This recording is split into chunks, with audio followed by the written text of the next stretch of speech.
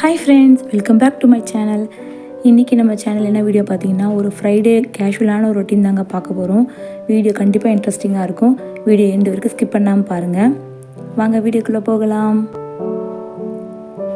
இப்போ டைம் பார்த்தீங்கன்னா 10:30 மேலே ஆகுதுங்க. நான் வந்து பாப்பாவுக்கு சாப்பாடு கொடுத்து குளிக்க வச்சு தூங்க வச்சாச்சு. ஆதிரப்பாவும் டிஃபன் சாப்பிட்டு ஒர்க் கிளம்பிட்டாங்க.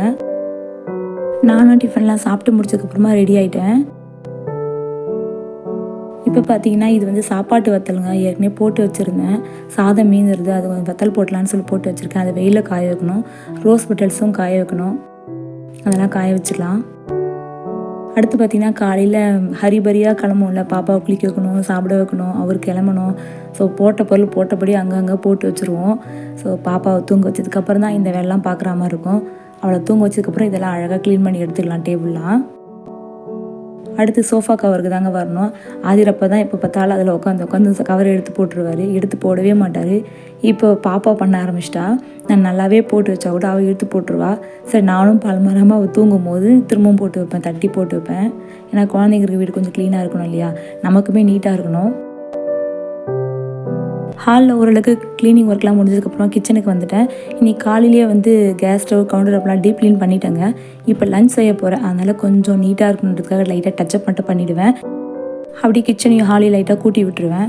ஏன்னா நமக்கு வந்து சமைக்கும் போது கொஞ்சம் வீடு க்ளீனாக இருந்தால் தான் சமைக்கிற இன்ட்ரெஸ்ட்டாகவே இருக்கும். எப்போவுமே ஒரு வேலையை ஸ்டார்ட் பண்ணுறதுக்கு முன்னாடி நம்ம சுற்றிக்கிற இடத்த நம்மளுக்கு கம்ஃபர்டபுளாக மாற்றிக்கிட்டோம்னாலே நம்மளுக்கு அந்த வேலை பீஸ்ஃபுல்லாக போகும்.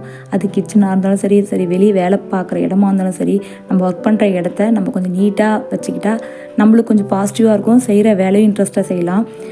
சும்மா அதிலே இருந்துட்டு அப்படியே செஞ்சோம்னா நம்மளுக்கு அது ஒரு ரிலாக்ஸாகவும் இருக்காது, நிம்மதியாகவும் இருக்காது. எனக்கு ஒரு இடம் போனோம்னா அந்த இடம் நம்மளுக்கு ஏற்ற மாதிரி இருக்கணும்னு நான் சேஞ்ச் பண்ணிட்டு தான் அந்த அடுத்த வேலையை ஸ்டார்ட் பண்ணுவேன். அடுத்து வந்து பார்த்திங்கன்னா, அன்றைக்கி வெள்ளிக்கிழமை அமாவாசைன்றதால பூஜை எதுவும் பெருசாக இல்லை. எனக்கு அமாவாசை இல்லைன்றதால பூஜை எதுவும் பண்ண போகிறது இல்லையா, அதனால் பூஜை ரொம்ப லைட்டாக தொடச்சி விட்டுட்டு பூ மட்டும் வைக்கலான்னு வந்திருக்கேன். ஆதிராப்பாக்கிட்ட ரோஸும் சாமந்தியும் வாங்கிட்டு வர சொன்னால் அவர் வாங்கிட்டே வரல. சரி, கட்டி வச்ச பூ தான் மாமி வந்து கொடுத்துருந்தாங்க. சரி, அதையே கொஞ்சம் கட் பண்ணி சாமிக்கு வச்சலான்னு வச்சுட்ருக்கேங்க. நம்ம பூஜை அறையில் பார்த்திங்கன்னா எல்லா சாமி ஃபோட்டோ வச்சுருப்பேங்க. எல்லா சாமியும் இருக்கும் என்கிட்ட. நான் எல்லா கோவிலுக்கும் போவேன், எல்லா சாமி கும்பிடுவேன், சர்ச்சுக்கு போவேன், எல்லாத்துக்குமே போவேன். சாமி கும்பிட்றதால நான் ரொம்ப ஆன்மீகவாதியான அதுவும் கிடையாது. ரொம்ப விரதம் இருக்கிறது அதெல்லாம் எதுவுமே என் உடம்பை ஸ்ட்ரெயின் பண்ணி எதுவும் பண்ண மாட்டேன். எனக்கு சாமியை ரொம்ப பிடிக்கும். சாமியை வந்து நான் வந்து கடவுளாக பார்க்கறத விட எனக்கு ஒரு பெஸ்ட்டு சோல்மெண்ட்டாக தான் நான் பார்ப்பேன். ஏன் நான் பெஸ்ட்டு சோல்மெண்ட்டாக பார்க்குறேன்னு சொல்கிறேன்னு வச்சுக்கோங்களேன். இப்போ எனக்கு ஒரு கஷ்டமாக இருந்தாலும் சரி, ஒரு சந்தோஷமான விஷயம் நடந்தாலும் சரி, நான் ஃபஸ்ட்டு சாமிக்கிட்ட ஷேர் பண்ணிப்பேன். ஏன் நான் யார்கிட்டையும் ஷேர் பண்ணுறதுக்கு யோசிக்கிறேன்னா, இப்போ நமக்கு ஒருத்தங்கிட்ட நம்பி நம்ம ஒரு சந்தோஷத்தையோ ஒரு கஷ்டத்தையோ நம்ம ஷேர் பண்ணுறோன்னு வச்சுக்கோங்களேன், அவங்க எத்தனை நாளைக்கு அந்த சீக்ரெட்டை மெயின்டைன் பண்ணுவாங்கன்னு சொல்ல முடியாது. நாளைக்கு அவங்கக்கிட்ட ஒரு மிஸ் அண்டர்ஸ்டாண்டிங்னு வச்சுக்கோங்களேன், அது நம்மளுக்கு ரிவெஞ்ச் ஆகலாம் இல்லையா. நம்மக்கிட்ட நல்லா கேட்டுட்டு அது போய் இன்னொருத்தங்கிட்ட அந்த கம்யூனிகேஷனை ஓட்டலாம். அவள் இப்படி இருக்கா அப்படி இருக்கான்னு சொல்லிட்டு எதுக்கு அந்த தேவையில்லாத வேலை. அதுக்கு நான் நம்பிக்கை இல்லாத ஆளுங்க யாரும் என் கூட இல்லாமலாம் இல்லை. நிறைய நம்பிக்கையான பர்சன் கூட நான் ஃப்ரெண்ட்ஷிப் வச்சுருக்கேன். இருந்தாலுமே நான் சில விஷயங்களை எது சொல்லணும், எது சொல்லக்கூடாது, எது மெயின்டைன் பண்ணணும், நான் எனக்குன்னு ஒரு ரூல்ஸை வச்சுட்டு தான் நான் இருக்கேன். மேக்ஸிமம் நான் மனசு விட்டு பேசுகிறது எல்லாமே காட் கிட்ட தான்.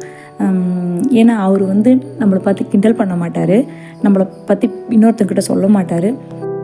நம்ம நிலைமையை நினச்சி கிண்டலும் பண்ண போகிறதில்ல, பொறாமையும் பட போகிறதில்ல. அதனால் நான் அவர்கிட்ட சொல்லிவிடுவேன். ஸோ அதனால் எனக்கு அது மனசுலேருந்து வெளியே போகிறப்போ எனக்கு அப்பாடா ஏதோ ஒரு பாரத்தை இறக்கி வச்ச மாதிரி இருக்குன்னு சொல்லிட்டு அடுத்து ஓடுறதுக்கு நான் ரெடி ஆகிடுவேன். ஸோ எந்த விஷயமா இருந்தாலும் சரி, நான் உடனே வந்து சாமிக்கிட்ட சொல்லுவேன்.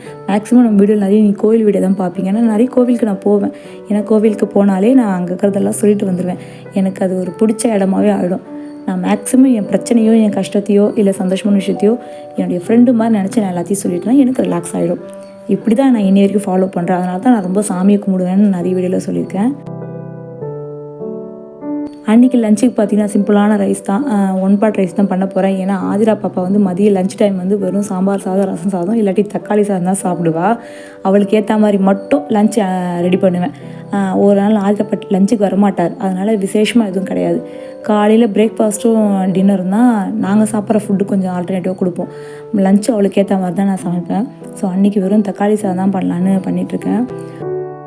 வீடியோ பார்த்துட்ருக்கேன், யாராவது சொல்லுங்கள், இந்த மாதிரி நம்மளுக்கு முக்கியமான விஷயத்த நம்ம நம்பி ஒருத்தர்கிட்ட சொல்லி அது நமக்கு ரிவெஞ்சாக மாறி எவ்வளோ ஹர்ட் ஆகிருக்கீங்க. கண்டிப்பாக ஆயிருப்பீங்க. உங்கள் மனசுக்கு தெரியும். கண்டிப்பாக கமெண்ட் பண்ணுங்கள். நம்ம மனுஷங்க மனசே ஒரு நிலையில்லாத மனசு. எப்போ என்ன செய்வோம் நம்மளாலே யூகிக்க முடியவே முடியாது. டயத்துக்கு நம்ம மாறுவோம். அதனால தான் மனுஷாலங்கிட்டேருந்து கொஞ்சம் உஷாராக இருக்கணும்.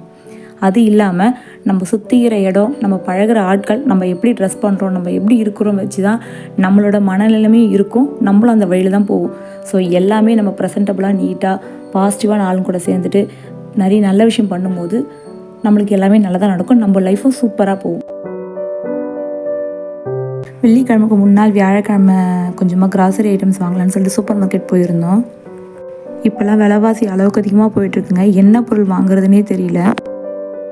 நம்ம ஒரு பட்ஜெட் போட்டு அது ஒரு பட்ஜெட் போவோம். முன்னாடிலாம் நான் சூப்பர் மார்க்கெட் போனால் நான் ஒரு டார்கெட் ஃபிக்ஸ் பண்ணி போவேன். அதோட கொஞ்சம் கம்மி பண்ணி தான் நான் வாங்கிட்டு வருவேன்.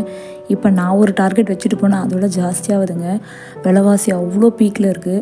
என்ன சமைச்சு என்ன சாப்பிட்றது அப்படின்னு தெரில.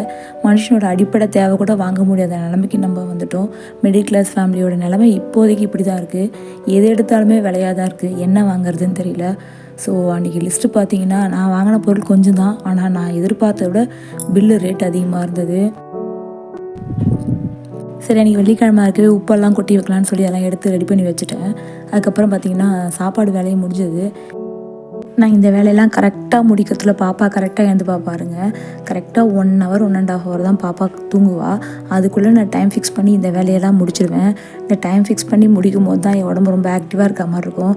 நிறைய டைம் கிடச்சாலுமே எனக்கு சோம்பேறியாக இருக்க மாதிரி இருக்கும்.